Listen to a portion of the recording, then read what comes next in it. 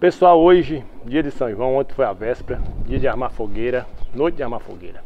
Agora, pegamos esse balde aqui, estamos recolhendo um pouco da cinza para levarmos para a roça para adubar nossos pés de umbu gigante. A cinza é um ótimo adubo.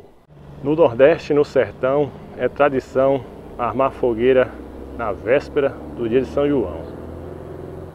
Olhe, só que são 3 fogueiras.